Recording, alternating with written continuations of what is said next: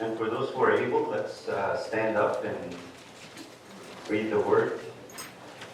And I'm reading from the New King James Version. If you would like to read with me, I invite you that we read together.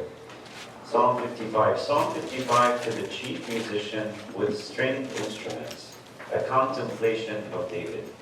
Give ear to my prayer, O God, and do not hide yourself from my supplication. Attend to me and hear me. I am restless in my complaint and moan noisily. Because of the voice of the enemy, because of the oppression of the wicked, for they bring down trouble upon me, and in wrath they hate me. My heart is severely pained within me, and the terrors of death have fallen upon me. Fearfulness and trembling have come upon me, and horror has overwhelmed me. So I said, oh, that I had wings like a dove. I would fly away and be at rest. Indeed, I would wander far off and remain in the wilderness, Selah. I would hasten my escape from the windy storm and tempest. Destroy, O Lord, and divide their tongues, for I have seen violence and strife in the city. Day and night they go around it on its walls. Iniquity and trouble are also in the midst of it. Destruction is in its midst. Oppression and deceit do not depart from its streets. For it is not an enemy who reproaches me, that I could bear it. No, nor is it one who hates me, who has exalted himself against me, that I could hide from him. But it was you, a man of my equal, my companion and my acquaintance. We took sweet counsel together and walked to the house of God in the throng. Let death seize them. Let them go down alive into hell. For wickedness is in their dwellings and among them. As for me, I will call upon God, and the Lord shall save me. Evening and morning and at noon I will pray and cry aloud. And he shall hear my voice. He has redeemed my soul in peace from the battle that was against me. For there were many against me. God will hear and afflict them, even he who abides from of old, Selah. Because they do not change, therefore they do not fear God. He has put forth his hands against those who were at peace with him. He has broken his covenant. The words of his mouth were smoother than butter, but war was in his heart. His words were softer than oil, yet they were drawn swords. Cast your burden on the Lord, and he shall sustain you. He shall never permit the righteous to be moved, but you, O God, shall bring them down to the pit of destruction. Bloodthirsty and deceitful men shall not live, but live out half their days, but I will trust in you. So Psalm 55, the title of the message is Response to Trials. Or, trials, as we go through them, there are many reasons why we go through trials. One of them is a test. Now, has anyone here ever in your life, for one reason or another, ever taken a test? Okay? For those who have not raised their hand, I don't know if you've ever been this. I'm just kidding. I'm teasing. No, so we all have taken some kind of test, right? And then we pass or fail. Every country, every school system has a different grading system, but either you pass, you fail, or sometimes here in America we have different scores. And so, what's the highest? An A. And what's the lowest? F. An F, right? And does anyone like to get Fs? No, no one likes to get Fs, right? That's a failure. So I'm going to talk about 4 Fs for a test. A response to trials. And there are 3 of those Fs are bad Fs, and 1 is a good F. It's like an A. And it depends really on how do I look at, how do I face that trial that I'm going through. And based on that, I'm going to get one of these Fs. And so don't be depressed. But there are 3 bad Fs, so don't be one of those. But there's a really good F, which is really an A. The first F is fear. Depending on my trial, if I look at it in a certain way, the outcome is going to be fear. Now, anyone here thinks fear is a good thing? That's not a good thing. The second F is going to be fly, and I'll explain what that means as we get to it. The third F is failure. Obviously, by definition, that's not a good one. And then the fourth F, which is the good one, is faithfulness. So let's dive into this song. But first we have to understand who's the writer of the song and what's the context. Because the Psalms are so beautiful. If we understand the context now, there's a whole other dimension that is added to understand what is written before us. So as we see here at the beginning, before verse 1, it says, to the chief musician with stringed instruments, a contemplation of David. So help me out. Who wrote this song? David. Amen. David is the writer of this song. So now we have to understand, well, what's the context and what's the timing of this specific song? It's a little difficult to come to, but as we read it and you look into it, Bible students have come to a conclusion that this is probably early on. And when Absalom was trying to overthrow David, so David is still in the city and he's realizing what's happening. His own son is trying to overthrow him. And then David is realizing this is bad. And what does David do? He flees. Because he could have fought war, but he says he wants to preserve his son. So he said, I'm out of here. I'm going to leave for the safety of the people of the city. He wants to protect them. But also he wants to protect his son who wants to overthrow him, which is an amazing heart of love. And also David knows that that's what he has to do in this trial, but also one purpose of this trial is he's disciplined. He knows this is part of his discipline for what he did with Bathsheba. Because God said the sword is going to enter your house. And this is literally a sword that is coming toward him. And so as we see him going through that, but there's also another individual that is really mentioned here. And it's a man by the name of Ahithophel. Now, I don't know if you guys know the story or not, but basically what happened is there's this one advisor of David. David had many advisors, but one of them was really close. One of the highest advisors, and this guy was a really wise man. And his word, his advice was considered like the word of God. It was that important to everybody. He was very close to the king. Well, that guy turned on him. Turned on him and joined forces with Absalom and had plans, really good plans, military plans, to get rid of David and eliminate David. Can you imagine this guy who you trusted, you shared with, you're supposed to be your companion? Now, that person has flipped on you, turned against you, and is planning ways to not just like, we're not going to be friends, no, I'm going to kill you. And trying to do that. And doing that with your son and having your son be the method of your death. I mean, talk about betrayal. Talk about, it doesn't get uglier than that, right? I don't think, if I ever think of my life, if anything I've ever been through, betrayals, I have done nothing that compares to that.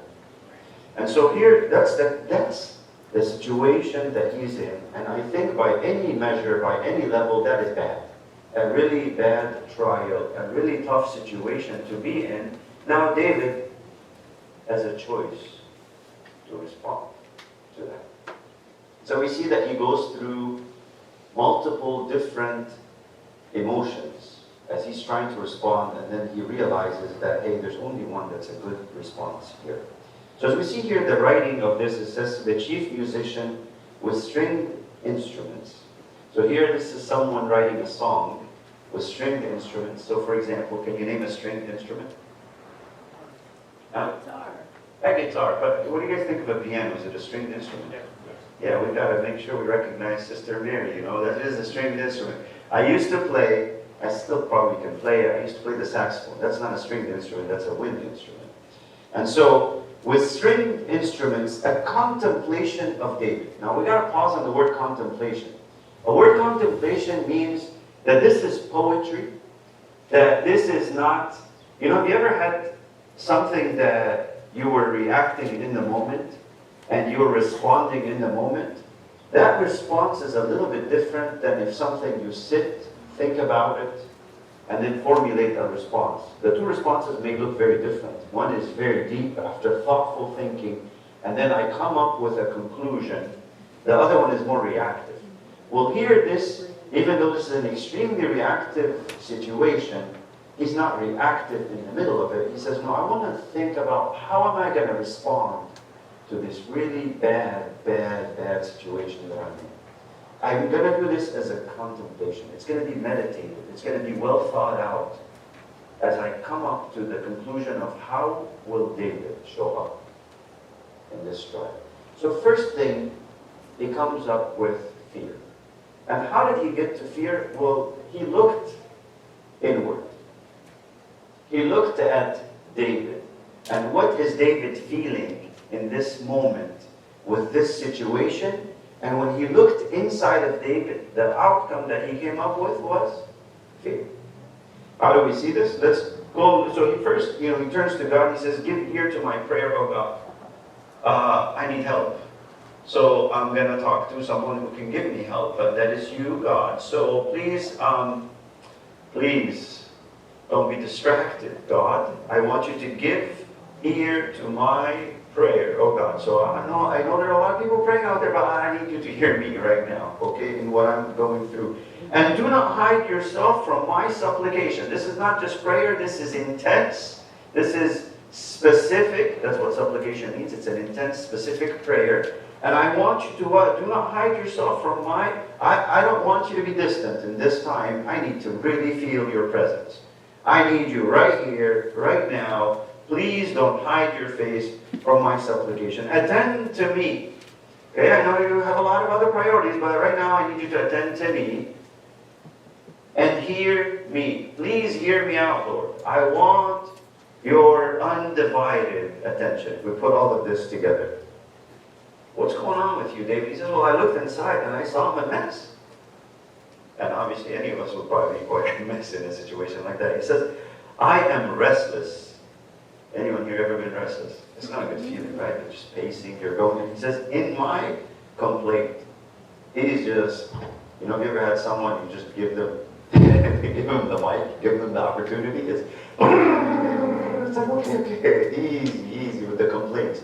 And that's how David was. Attend to me and hear me. I am restless in my complaint and moan noisily.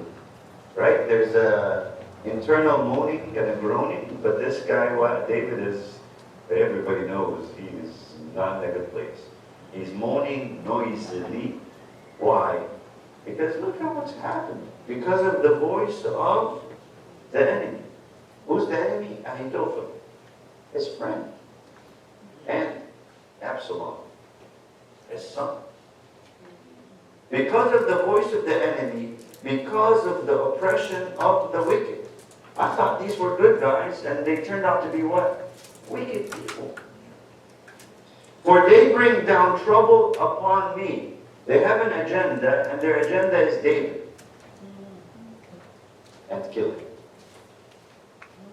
For they bring down trouble upon me, and in wrath they hate me. And I realized, oh no, this is not a misunderstanding. This is literal hate toward me. And they have wrath. And wrath, as you guys know, is actual. It's different than being upset. It's not an emotion. It's an actual comes out in action. So here they're ready to get violent on me. And in wrath, they hate me. And so I looked inside of me and I found out I am a mess. My heart is severely pained within me. And look at these difficult emotions. So there's a lot of pain. Again, not just pain, but severely pained within me. But not just that. And then there's terrors of death have fallen upon me. Wait a minute, my life may be coming to an end here. Because my son is in the military. And he wants to kill me. But I love my son. I don't want to kill my son. What do? What a tough situation to be in. And the terrors of death have fallen upon me. And then fear. Fearfulness and trembling have come upon me. And he looks inside and he says, I'm actually afraid. And this is David. This guy is pretty tough. Has he been through some things up until this point or no?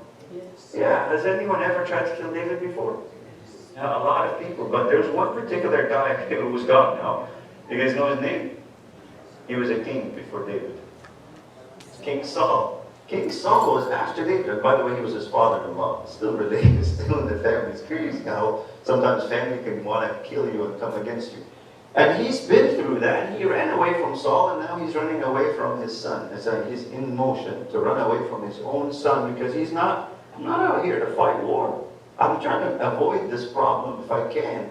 But don't go out of your way to pursue me and to try to hurt me. I'll leave. And so he says fearfulness, but not just fearfulness. He looks at his body and he's like, wait a minute, I'm shaking here. And he's trembling. He's at significant unease. Fearfulness and trembling have come upon me, and horror has overwhelmed me. So he's overwhelmed by what? Horror. It's a difficult, very bad place to be. So he looked inside, and he found himself that he got an F on the test. It's called fearfulness. And then he says, that is not. I will not land here. That is not going to be the outcome of this trial in my life. That is not going to be, go back to the title, that is not going to be my response to the trial. Anyone here ever been afraid? I'm sure we all have. It is a terrible feeling. It is a very bad feeling, and that's why John writes in his epistle, he says that love casts out all what? Fear. Because fear has its terror.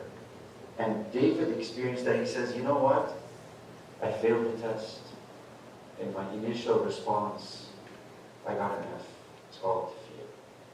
He says, however, I'm not going to stay here, so I'm going to decide to do something different. I'm going to make a wish. I'm going to think of what would be the outcome that I would want. And from there he says, fly. But as we're going to see, that's also not a good F. That's a failing F, which is fly. So let's go to verse 6. So I said, oh, that I had wings like a dove. And I love the word oh, because if you notice here, oh, that I have wings like a dove, and if you read the exclamation here, there's an exclamation mark. So the word oh is what? Is someone what? Now he's daydreaming. Now he's like, oh, so he's longing from his heart. What do you want, David? So I said, meaning I will not have fear. That is not what God made me to be. I will not have that response. So what? So I said, I challenged my fear, and I'm going to kick the fear out, but I'm going to look ahead. But I'm going to look ahead for David's wishes. Oh, that I had wings like a dove. Oh, just these arms could turn into wings. Oh, that I had wings like a dove. And I think that's the two, I think, wasn't it two brothers that invented planes? Or no? Two, or were they brothers? Or yeah, they're brothers. I think they were trying to do like little, I think they picked up on David. They said, oh, maybe I can do wings. And then they got different types of wings that, now fly. But oh, that I had wings like a dove. Now, he was very specific of the type of bird. There are many birds, right? All birds have wings, right? And so, but he spoke specifically of which one does he want to be like? A dove. Now, why does David want to be like a dove? I'll tell you why. So, a dove is known to be a peaceful bird. Are all birds peaceful? No. I'll tell you guys, there was one time we were vacationing in Florida, and one of our beautiful daughters had some food in her hands, and there were birds that I guess they fed them there at this particular beach, and the birds stole the food. Our daughter wasn't happy, and she was, but they were flying. They snatched away the food. What is up with that? Some birds are messed up, right? So not all birds are peaceful, but a dove is what? Peaceful. But a second thing to learn about it. So he's like, I want peace. Just make this problem go away. That's the second F. I want my problem to be gone. Fly. I want to fly out of here. I don't want my problems. I just want to get away. I want to run away. Do you realize that it's not a good place to be either? So he says, oh, that I had wings like a dove. So one is, I just want peace. Second is, a dove is known that it flies long distance. Not all birds can fly long distance, but a dove flies long distance. Thirdly, a dove knows where to hang out. A dove scans the place and goes to a place. They usually go into high rocks. You know why? Because nobody can reach that dove. It's safe. I just want to go far, long distance, be as far away from this problem that I can, and be in a safer place and be isolated, because they usually go, it's going to talk about being in the wilderness. I want to be isolated. I just want to isolate myself from this problem and be as far away from it. Oh, that I had wings like a dove. What would you do with that, David? I would fly away. Long distance. Be at rest. Peace. Indeed, I would wander far off. Again, here's the long distance. And remain where? Alone. In the wilderness. And on this one, he pauses a little bit. And if you notice the word Selah, that's not mentioned all the time. But when it's mentioned, that's a musical break in the poetry. So for those who understand music, that's a time to meditate. Because what you just said, what you just thought about was very heavy. It was worth now we got to pause here for a little bit and think about this one. He's just daydreaming like, oh, wouldn't that be awesome if this problem could be gone? And or you know what, keep the problem, just make me gone from the problem. Be far, isolated, alone. I'd rather be alone than be here in this mess that I'm in. And then he stops the pausing and he continues, I would hasten my escape. I just want to run away from my problem. From the windy storm and tempest. I just want to get out of here. Well, the thing is, I have time, but I'm not going to go there, don't worry. I think God wanted him to be like a different kind of bird, though. With different types of wings. And read this at home, I encourage you. In Isaiah chapter 40, verse 31. It's the last verse. He talks about a different type of bird. He says, but those who wait on the Lord, they will mount up with wings like what? Eagles. You see, an eagle can fly through a storm. Can fly through the tempest, a windy storm and tempest. How do? They go boom. And they're what? They conquer it. They're above it and soar above the problem. He says, those are the type of wings I need you to do, David. Not run away from it, but conquer it. It needs to be beneath you. It needs to be taken care of. I love Paul when he writes to the Corinthians, and this you can read at home. I don't want to go there for the sake of time. If you read 1 Corinthians chapter 10 and verse 13, he talks about the trials or temptations that we go through. He says, there's no temptation that has overcome you that is not common to man. You know what that means? It's common. That means, are you the only one going through it? And am I the only one? Not at all. Everybody's gone through this. And that's one of Satan's tactics, to say you're alone. You're the only one that has this problem. You're the only one, and then you feel isolated and you feel defeated. And he says, no, I need you to snap out of that. It's common to man, but what God does not, God is faithful. He does not test us above what we can. And then he's got an escape. That we may take it? No, it says that we may be comforted. He may say, I don't want you to run away. But there is a way out, and that's comforting. But now let's stay here, because that's where I want you to be. You see, in Hebrews chapter 12, it talks about the chastening of the Lord that can bring fruit in our lives, but not for everybody. It says for those who are what? Trained by, I can choose to be trained or not. James chapter 1. He talks about count it, not feel it. Count it all joy when you fall into various trials, knowing that it builds up patience, endurance, and all these things. However, ask for wisdom from God. Why am I asking for wisdom? He says, ask for wisdom that don't let this trial pass without God accomplishing in it what he wants to be accomplished in your own life. You see, don't be like David. Don't get this F of, how can I make this go away? But rather, how can I make this not go away without it accomplishing what God wants to do in my life through this trial? Second F, he failed it miserably still with what? Fly. However, he goes to the third F, which he now starts to look at his situation. He's got to go to war. He has no choice. And if he looks into that, and I'll move quickly through this piece. And he prays and he says, destroy, O Lord, and divide their tongues. What is he saying? He's saying, Lord, make cause confusion for Absalom and Ahithophel. I'm in big trouble. I'm disadvantaged right now. So I want you to cause confusion for them. And by the way, God answered. God made them, He sent this guy named Hoshai, and Hoshai is not as wise as Ahithophel. Ahithophel made a plan that is foolproof. It would totally destroy David. And then Hoshai came and made up this ridiculous. It is beyond, if you read it, you'll laugh. Like, seriously, what insane person would believe that plan? And he made this ridiculous plan to Absalom because he's trying to look out for David. And they believed him and fell for it. And it says because the Lord wanted to destroy Ahithophel. And you guys know what was Ahithophel's end, by the way? Suicide. He hung himself. He committed suicide because of his pride that his advice wasn't listened to.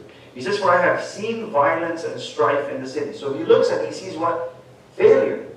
When you look at your situation, you can see nothing but failure. He looks at the city, he says, people are divided. Are you for David or Absalom? And then he says, "I gotta get out of here." He says, "This is bad." And now the people not just having opinions, but they become violent, right? We've seen some of this in America.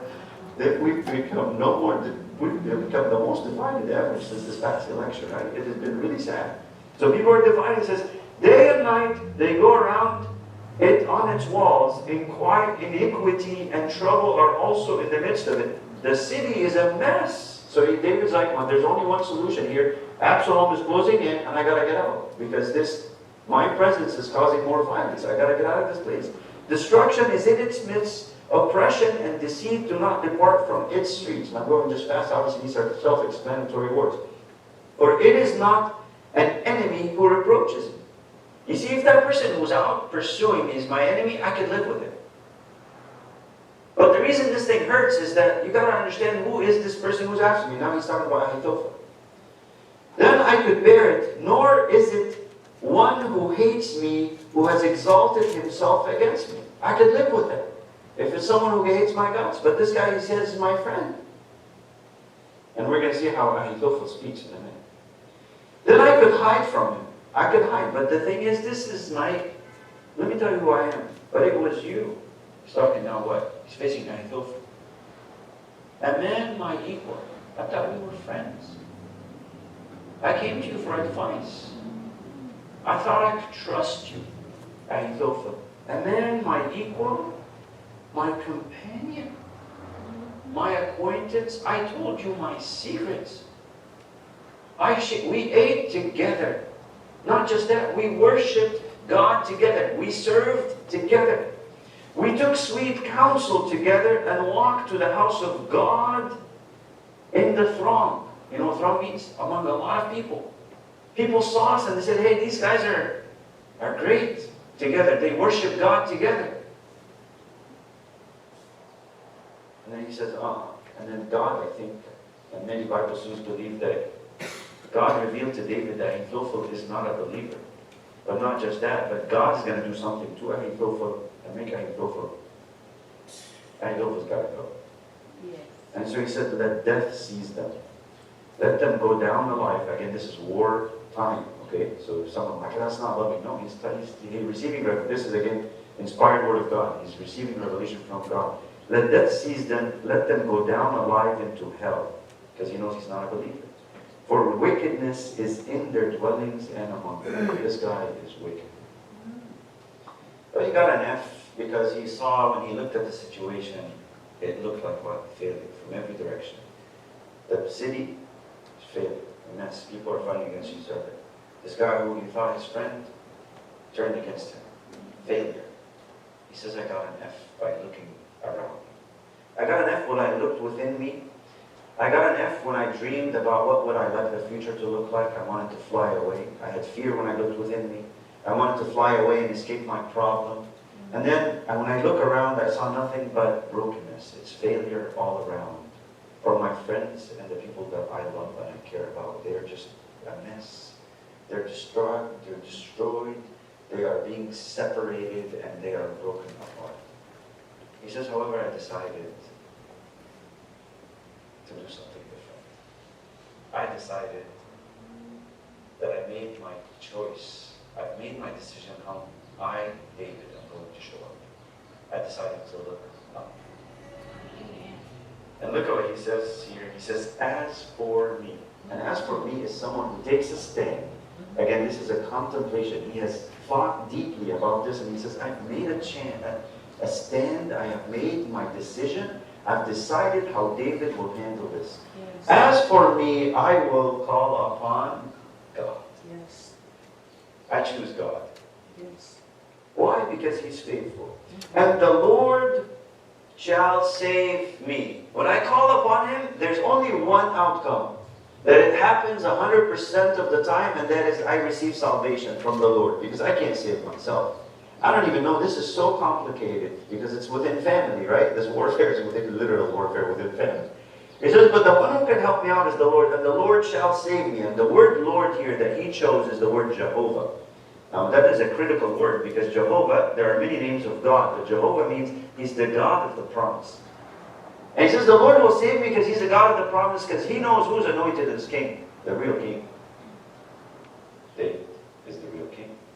Remember when Saul was king, he's like, yeah, his time is coming because someone was anointed and chosen, and his name is David.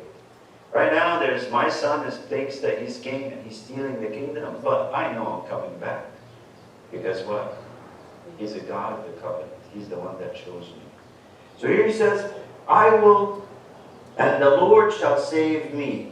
And then he says, so here's what I choose to look up. This will not consume me. This will not define me. And I will not have fear. I will not want to fly away. I will not look at the failure of the mess that's happening that I have no control over. But here's what I choose to do. I choose to hold on to His faithfulness and to look up. I'm going to call upon God, and the Lord shall save me. And then I'm going to what? Continue to be in continual communion with God. Evening and morning and at noon. Is there any time left in the day? No, that's it, right? What are you going to do? I will pray. I will talk to Him. I will pray and cry aloud. You know what? I don't care what anyone says of me. I don't care if people say, David, you're weak. You're a man. Be a man. Why are you crying? No. I'm going to cry. I'm going to cry aloud. I'm going to tell Him what's in my heart. Cry aloud, Yes. and He shall hear my voice. Because He hears me. I'm just going to be vulnerable before Him. I'm going to tell Him like it is. I'm not crying out loud because, He might not hear me. No. That's my emotion right now. But I go to Him with trust in His faithfulness. And He shall hear my voice. He has redeemed my soul in peace from the battle that was against me. It's already a done deal. I'm redeemed. I'm good. He has taken care of this thing. I don't even have to worry about this battle. For there were many against me, and boy, was it a lot. God will hear and afflict them, even he who abides from of old. God is the one that's going to be coming through for me. And then Selah, when he pauses here, he says, I paused when I said I wanted to run away from my problem, but I don't like that one. So let's pause from a different string instrument. Let's sing a different note, to use musical terms. My note is going to be, I'm going to talk to God. I'm going to trust in God because He is faithful. Because they do not change, therefore they do not fear God. You see, the thing is, I've been through this time and time again. It's not my first rodeo. And God came through for me before, so I know how to deal with things. It's simple. I just trust in Him and surrender to Him. But these guys, these are amateurs. Absalom, he's never seen a bad day in his life. He's a pampered boy. And Ahithophel, he doesn't know how to deal with things. So they don't know how to react to anything. They don't change. I know how to change. I know how to go from fear to fly to failure to what? Trusting in His faithfulness. I know how to change, but they don't know how to change. They only know one way to do things, and that is to do it in a fleshly way. Therefore, they do not fear God. And then it comes back to Ahithophel. He says, he has put forth his hands against those who were at peace with him. I wanted peace, and he was not having it, so he kept pushing the button. Did not have peace. He has broken his covenant. He's supposed to be my friend, that he broke that friendship covenant. The words of his mouth were smoother than butter. You hear Ahithophel and you're like, man, this guy's like awesome, and you'd love to hear him. But have you ever seen someone who just speaks sweet, but their heart is evil? And they mean very different things. They say things, but they do something that does not align with what they've said. And that's Ahithophel. He says, the words of his mouth were smoother than butter. I mean, talk about smooth butter, right? This is smoother than that. But what's in his heart? But war is in his heart. This guy is not here to have a peaceful outcome. He wants war. Look at his words were softer than oil. Have you seen oil kind of like how it drips? It's just very smooth. This guy's a very soft, like, ooh, wow, I love you. And what does he have? Yet they were drawn swords. He doesn't have one, he's got a few for it. It's like, which one? Oh, with the right or left? Swords drawn out. He's ready to stab with them. And then David says, I've trusted the Lord, I've prayed to the Lord. So now I'm not me responding anymore, because I'm in a good place right now. I have a good F. It's the F that's really an A. One time I've seen a kid change the report card so they don't get in trouble with their parents. So imagine here's an F. So they just went online like that. They said it's an A. So this F turned into an A where it's faithfulness. I trust God. So now I'm no longer me talking to God. Now I want to talk to you. Because I've received from Him, and now I'm in a good place. I'm in a place where God helped me now turn those wings of a dove into wings of an eagle. I am soaring above my problem. Now I'm in a really good place to give you godly counsel. So he says, hey, brother, hey, sister, if you're going through something, cast your burden on the Lord. He's not saying, I will cast. He's already done it. He says, now I ask you to join me. Cast your burden on the Lord. And the word burden is a beautiful word. And because it means that which has been given to me by God. You see, a lot of times we look at a burden like, why did you do this to me, Lord? But he says, no, you did this to me, and I love it. Because it's from you, and you never give me something that's bad, so you have a good outcome that you want from it. So I want that. So, you know what? I'm going to take that burden. You gave it to me. It's a gift from you to me, and I know you're going to accomplish something through it in my life, so I'm going to what? Throw it right back at you, Lord.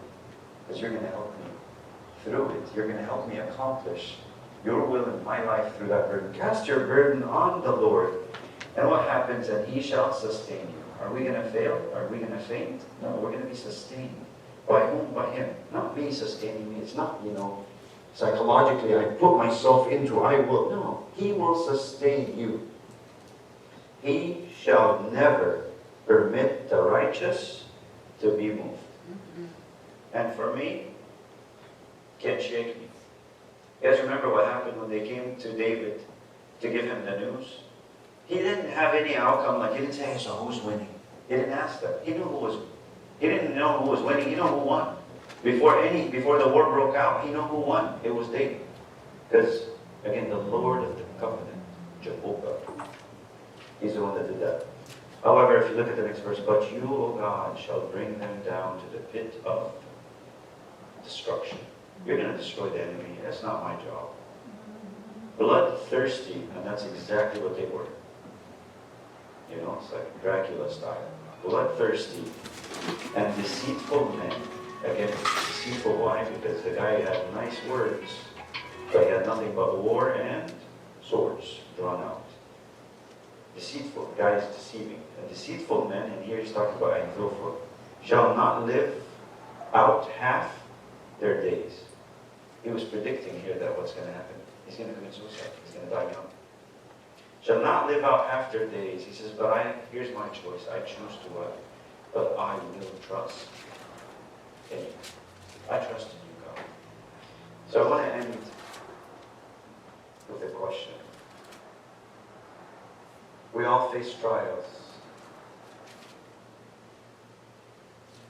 What's your response? What's my response to the trial?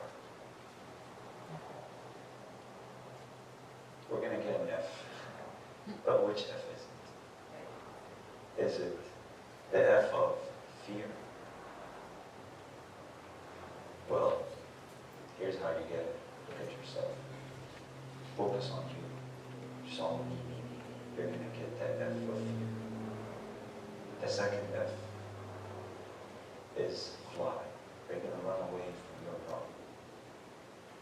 If that's the case, you're not going to learn the lesson from that situation that God has prepared for you and for me.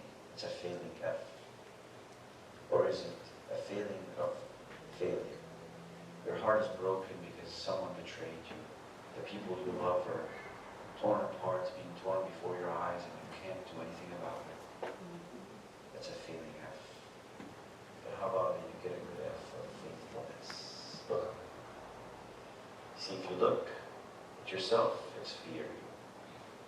You look ahead at your wishes, it's make it go away.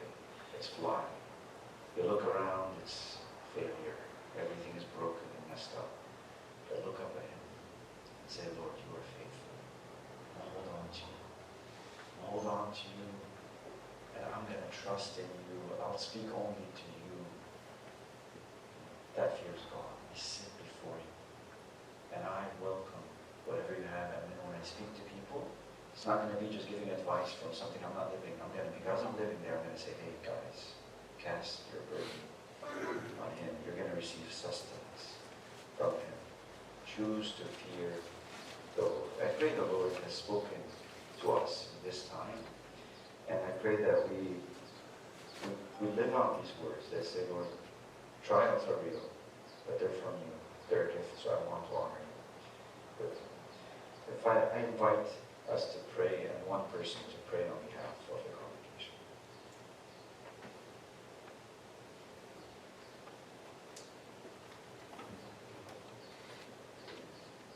Our Father in heaven, we come this morning giving thanks to you, dear God, for your love and kindness and your tender mercy. And Father, we're so